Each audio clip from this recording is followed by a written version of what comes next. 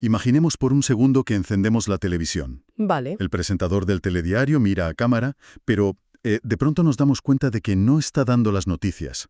Ajá. Está utilizando ciertas inflexiones de voz y gestos con las manos para enviar un mensaje cifrado.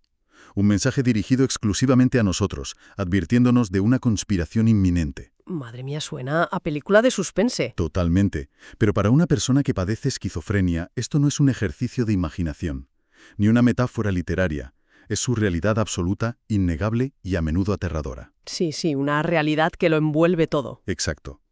Bienvenidos a un nuevo análisis clínico de SciMap, la Academia de Alto Rendimiento. En este espacio, la filosofía es innegociable. El objetivo es entender para no memorizar. Eso es fundamental, aprender la lógica interna de las cosas. Pues hoy nos sumergimos en una disección profunda de uno de los trastornos más complejos de la psicología clínica. Vamos a abordar no solo qué ocurre en la mente, sino los mecanismos exactos de por qué ocurre. Y es vital empezar desde esa empatía radical, ¿verdad? Porque estructurar lógicamente este trastorno es la única manera de comprender verdaderamente el origen de cada síntoma. Claro, sin duda. Si quienes estudian esta materia clínica se limitan a memorizar listas de criterios, pues pierden de vista a la persona que habita detrás del diagnóstico. Se convierte en un mero trámite académico. Exactamente. La misión de esta sesión es desmontar esa visión fragmentada. Queremos analizar la literatura clínica más rigurosa para desvelar cómo una serie de alteraciones neurológicas sutiles acaban, literalmente, reescribiendo por completo el mundo de un ser humano. Vale, vamos a desgranar esto porque el primer muro que hay que derribar para poder ver esa realidad clínica es el estigma social. Sí, un muro enorme. Antes de entrar en clasificaciones neurológicas, hay que despezar la visión sesgada que domina la cultura popular. Hablamos de un trastorno crónico y, profundamente heterogéneo. Muy heterogéneo, sí. Su tratamiento farmacológico salva vidas, pero impone unos efectos secundarios que a veces condicionan el día a día de forma brutal. Y flotando sobre todo esto está el mito de la violencia. El gran elefante en la habitación. Eso es. El cine y las noticias sensacionalistas asocian constantemente este diagnóstico con la imprevisibilidad letal y el peligro físico. Y esa narrativa no solo es profundamente injusta, sino que choca de frente con la evidencia clínica. A ver, la suposición de que existe un vínculo inherente entre la esquizofrenia y la violencia hacia terceros es metodológicamente muy frágil. ¿Ah, sí? O sea, los datos no lo respaldan. Para nada. Cuando se analiza estadísticamente cualquier altercado, suele explicarse mucho mejor por otras variables que cruzan la vida del paciente. Variables que, por cierto, sí son tratables. Claro, el contexto importa. Muchísimo. Hablamos de contextos de alta marginación, de una red de apoyo inexistente o del consumo comórbido de sustancias. El trastorno por sí solo no convierte a nadie en un criminal. Ya, tiene todo el sentido. Sin embargo, el verdadero efecto secundario de esta mentira social es un fenómeno devastador que la clínica conoce como el autoestigma. O sea, entiendo que es como si la persona se mirara al espejo y solo pudiera ver el monstruo que la sociedad ha dibujado. Esa es la tragedia clínica, sí. Se interioriza a la mirada externa. La persona asume como propios toda una serie de prejuicios y rasgos indeseables y acaba convenciéndose de que su situación es irresoluble. ¡Qué duro! Y el resultado es un aislamiento preventivo. Se relegan al ostracismo por miedo al rechazo o por pura vergüenza. Y esta pérdida de participación social pues empeora drásticamente el pronóstico funcional a largo plazo. Lógico. Pues vamos a desgranar entonces la verdadera arquitectura del trastorno para combatir ese estigma con conocimiento puro. Me parece perfecto. La literatura clínica nos invita a viajar a la década de los 80, cuando el psiquiatra Timothy Crow propuso una tipología brillante. Un clásico indispensable. Sí, aunque el manual diagnóstico, el famoso DSM-5, haya evolucionado, la división de Crow en síntomas positivos y negativos sigue siendo la brújula perfecta.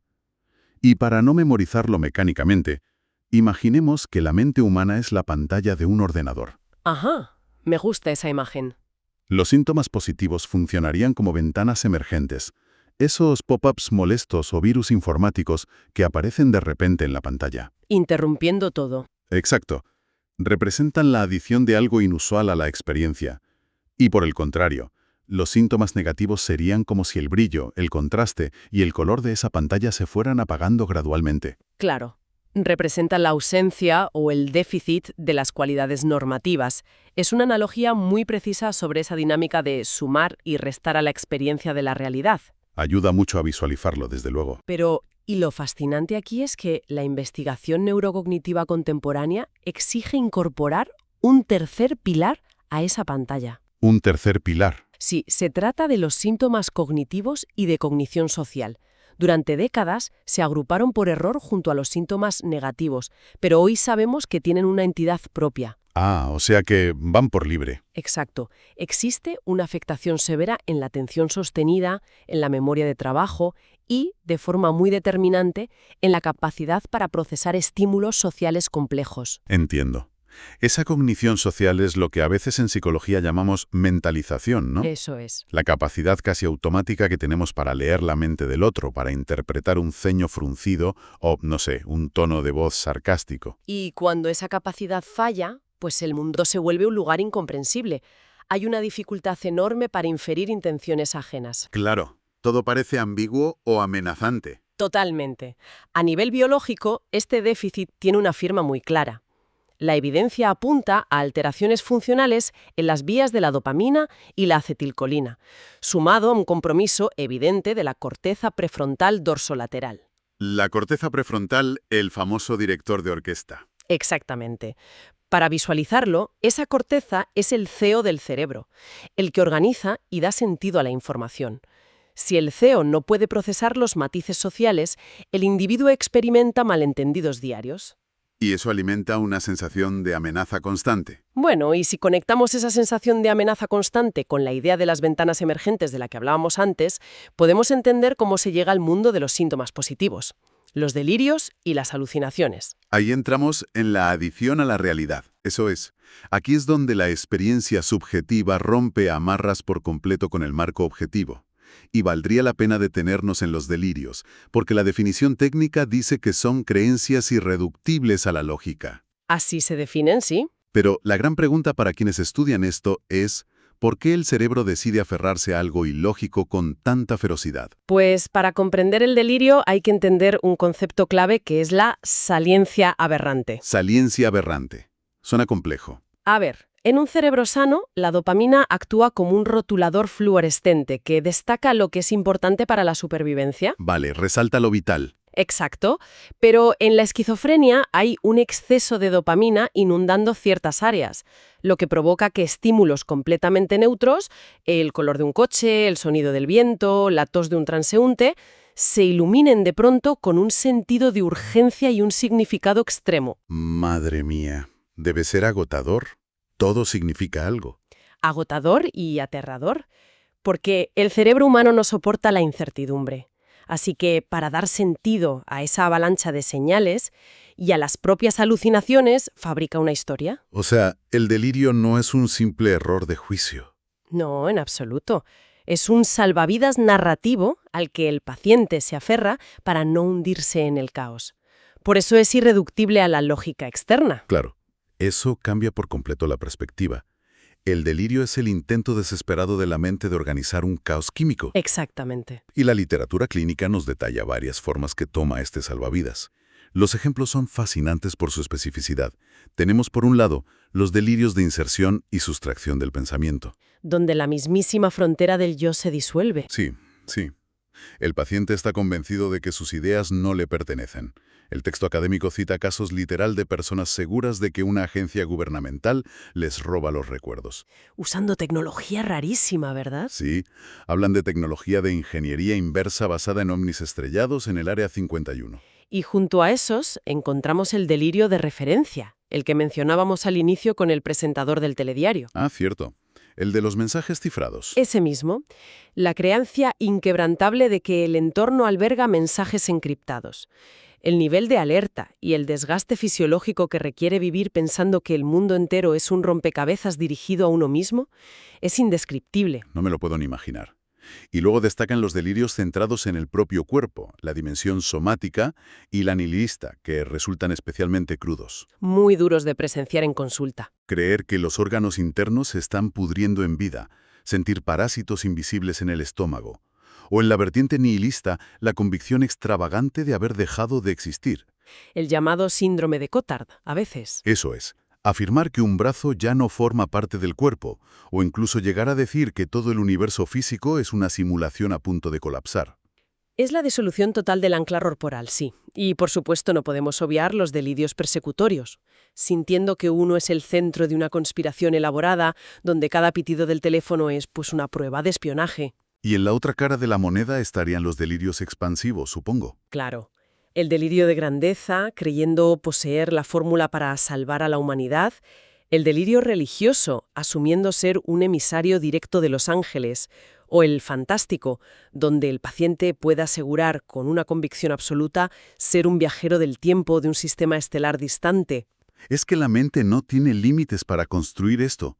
Incluso llega a invadir la esfera íntima con el delirio sexual, Sí, la erotomanía. donde una persona puede sostener que una desconocida en el metro está perdidamente enamorada de ella basándose en miradas furtivas que nadie más puede percibir. Y toda esta arquitectura narrativa delirante suele construirse, como decíamos, para darle forma al otro gran síntoma positivo, las alucinaciones. Que entiendo que en este trastorno son abrumadoramente auditivas. Efectivamente, la modalidad auditiva domina por completo el cuadro clínico. Fenomenológicamente suelen presentarse como voces que interpelan directamente al paciente en segunda persona o que debaten entre ellas sobre sus acciones. Tienen que ser insoportables. Lo son, y clínicamente se observan patrones muy interesantes. Las voces imperativas, aquellas que dan órdenes coercitivas, presentan una mayor prevalencia en varones. Curioso. ¿Y en mujeres?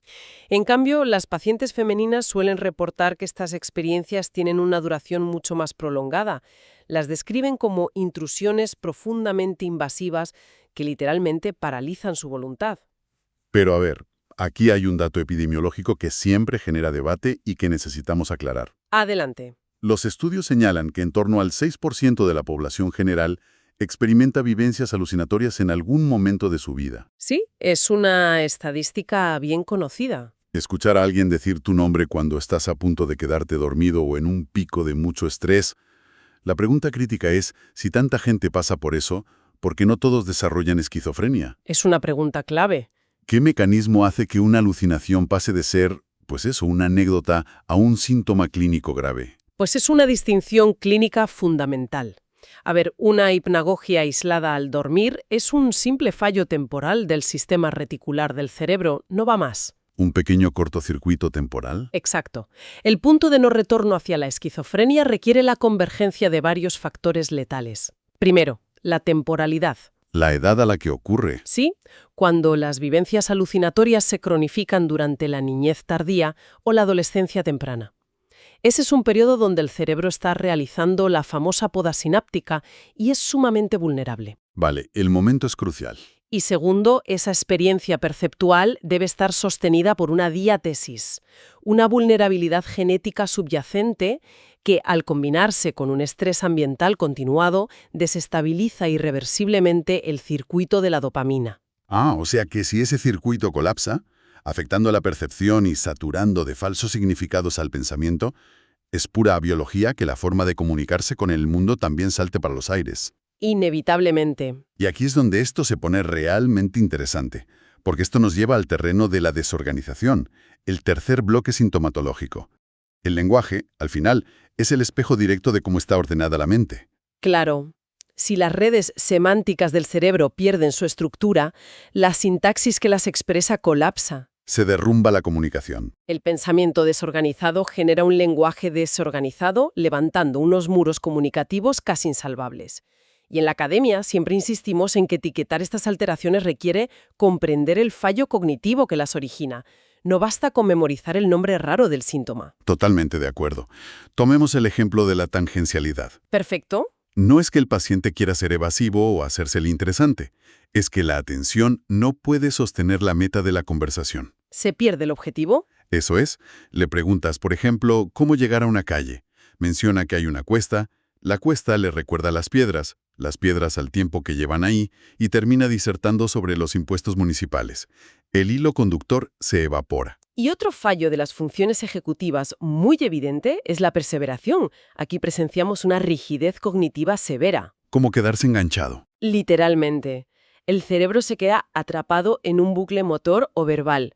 La persona repite una frase, por ejemplo, tengo que comprar pan, de manera totalmente desconectada, interrumpiendo cualquier otro tema. Qué frustrante tiene que ser. Porque el mecanismo frontal que debería inhibir esa idea y dar paso a la siguiente simplemente no funciona. O tenemos el fenómeno contrario, que es el bloqueo del pensamiento, Quedarse en blanco. pero un blanco radical, una interrupción súbita donde el acceso a la memoria a corto plazo se corta de raíz, dejando al paciente en blanco en mitad de una sílaba. Y también está la ecolalia, que me parece un ejemplo perfecto de ese fallo de inhibición del que hablas. Sí, la repetición automática. El paciente repite como un eco la última palabra del interlocutor. Si se le pregunta, ¿cómo están los amigos? Murmura, el paciente cierra cada una de sus propias frases murmurando, amigos, amigos. Ay, la circunstancialidad. Tengo que admitir que los ejemplos de la literatura para esto son casi literarios. Un paciente, para explicar por qué guardó un simple objeto en un armario, comienza a relatar que compró el mueble, cito, tiempo A en la ciudad de Brujas. Vaya detalle. Sí, donde fue testigo de una centena de cisnes con un trasfondo ominoso. Es fácil esbozar una media sonrisa ante el barroquismo del lenguaje, pero en el fondo ilustra un agotamiento brutal, ¿no? La incapacidad del cerebro para filtrar lo accesorio de lo principal. Es que es un sobreesfuerzo cognitivo extenuante. Hablar así cansa. A esto se suman las parafasias o la creación de neologismos, palabras completamente inventadas por el paciente. Como decir desulfiruzando en lugar de mareando. Exacto. Y todo este naufragio del lenguaje va intrínsecamente unido a un comportamiento desorganizado. Fisiológicamente estamos hablando de problemas en el cuerpo calloso. La autopista que comunica a ambos hemisferios. Esa misma. Lo que ralentiza enormemente el procesamiento de la información. Volviendo a lo de la cognición social, hay pruebas de neuroimagen que muestran cómo la amígdala del paciente no se activa adecuadamente ante expresiones faciales de miedo en otras personas. O sea, no ven el miedo en los demás.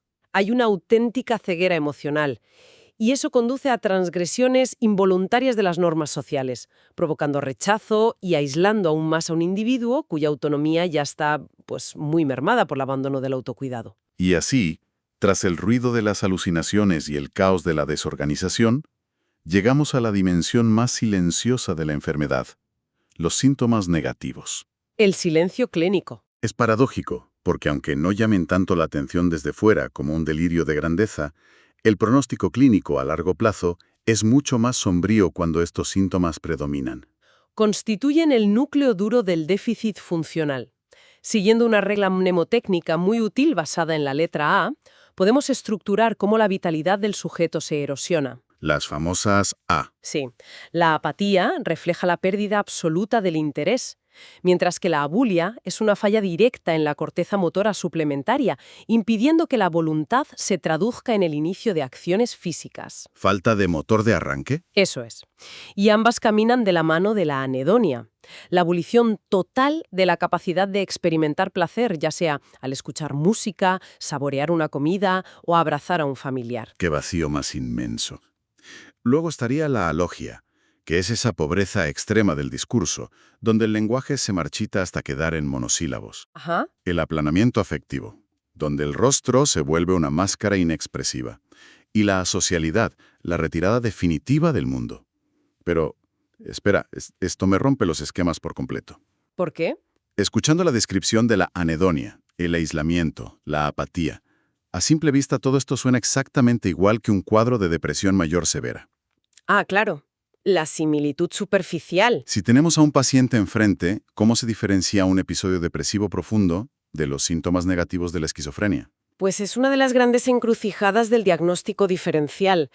Superficialmente comparten la anedonia, sí, pero la clave está en buscar la firma clínica y biológica. ¿En qué sentido? En primer lugar, los síntomas negativos de la esquizofrenia rara vez se presentan en el vacío. Orbitan alrededor de un historial o contexto psicótico que no existe en la depresión unipolar pura. Vale, el historial del paciente es clave. En segundo lugar, la falta de reactividad en la esquizofrenia es mucho más rígida. No hay fluctuaciones en el estado de ánimo por estímulos externos como sí puede haber, fugazmente, en la depresión. Entendido. Y lo más determinante, Los síntomas negativos, esquizofrénicos, están cimentados sobre déficits cognitivos crónicos previos, una merma en la velocidad de procesamiento y la memoria de trabajo que responden a un deterioro estructural del cerebro. Algo físico. Muy diferente a la química transitoria de la tristeza profunda en una depresión. Eso le da una dimensionalidad tremenda para quien lo estudie. Y para unificar todos estos frentes, el manual DSM-5 establece unas reglas del juego muy estrictas, ¿verdad? Muy precisas, sí. Para consolidar el diagnóstico se exige la presencia activa de al menos 2 de estos síntomas durante un mes. Pero hay una línea roja. La obligatoriedad de un síntoma positivo. Exacto. Al menos uno de ellos debe ser obligatoriamente un síntoma positivo, ya sean delirios, alucinaciones o lenguaje desorganizado. La apatía sola no basta. Así es. Además, se requiere que la disfunción persista, sumando fases previas o residuales durante un mínimo de 6 meses, evidenciando un declive insalvable en el funcionamiento de la persona. Esa es la estructura nosológica que garantiza, un lenguaje común entre los profesionales clínicos. Pero para alcanzar verdaderamente el estándar de alto rendimiento analítico que buscamos aquí, debemos cruzar esa frontera descriptiva. Interrogarnos sobre el origen, la etiología. Exactamente. Conocer qué factores de riesgo hunden los cimientos de la mente y qué factores de protección pueden sostenerlos. Pues abramos el terreno de la biología. Sabemos que la ventana de inicio difiere. Los hombres enfrentan un riesgo mayor y un debut más temprano, entre los 21 y 25 años. Y las mujeres un poco más tarde. Eso es, muestran el pico de vulnerabilidad entre los 25 y los 30. Pero yendo a la raíz embrionaria, la literatura señala que algo empieza a fallar meses antes de nacer. Se habla de infecciones víricas maternas como la influenza o el herpes. Sí, durante la gestación. Y aquí la duda es obligada. ¿Cómo puede una simple gripe durante el embarazo estar conectada con escuchar voces 20 años después? Es una reacción en cadena fascinante y terrible a la vez. A ver, no es el virus en sí lo que daña el cerebro fetal, es la respuesta inmunitaria de la propia madre. Sus propias defensas. Exacto. El torrente de citoquinas inflamatorias atraviesa la placenta e interfiere directamente en la migración neuronal. La migración neuronal. Sí, el delicado proceso mediante el cual las células cerebrales en desarrollo viajan para formar las distintas capas de la corteza. Áreas críticas como la corteza entorrinal, que funciona como el peaje central que conecta nuestra memoria con nuestra percepción del espacio, pues terminan con una arquitectura microscópica defectuosa. O sea, se construyen mal desde el principio. Quedan como bombas de relojería silenciadas, hasta que la maduración cerebral propia de la veintena las activa y detonan. Madre mía. Y a esa alteración arquitectónica hay que sumarle el peso de la genética, porque no hay un solo gen de la locura. Es un trastorno poligénico, pero la heredabilidad ronda el 27%. Un porcentaje nada desdeñable. La literatura menciona frecuentemente el gen DISC1, y esto encaja perfectamente con lo que decías de la migración, porque el DISC1 codifica proteínas que actúan precisamente como el andamiaje que guía a esas neuronas durante su desarrollo. Una metáfora perfecta. Si el andamia es inestable, la estructura final será vulnerable ante el menor viento fuerte. Y hablando de vientos fuertes que hacen colapsar esa estructura, es imperativo abordar el papel de los estresores ambientales, particularmente el consumo de sustancias. En el entorno social, y a veces en el académico, la percepción del cannabis suele estar envuelta en un halo de inocuidad. Sí, se subestima muchísimo su riesgo. Pero la neuropsiquiatría es tajante frente a esto, ¿verdad? Tajante es quedarse corto. Los datos son claros. Cierto, porque hay una estadística en los textos base que resulta demoledora. Se indica que hasta el 50% de las personas que desarrollan síntomas psicóticos transitorios inducidos por el THC terminan progresando hacia una esquizofrenia crónica. Esa cifra es escalofriante si consideramos la normalización de la sustancia en la sociedad actual. Totalmente. Un 50% es lanzar una moneda al aire. Es una de las vías de riesgo mejor documentadas. El delta 9-THC es un potente agonista que sobreestimula el sistema endocannabinoide. Y eso provoca inflamación, ¿no? Provoca una cascada de neuroinflamación y desregula masivamente la liberación de dopamina en cerebros que, por su genética o desarrollo, ya estaban en la cuerda floja. El empujón definitivo hacia el abismo psicótico. Literalmente.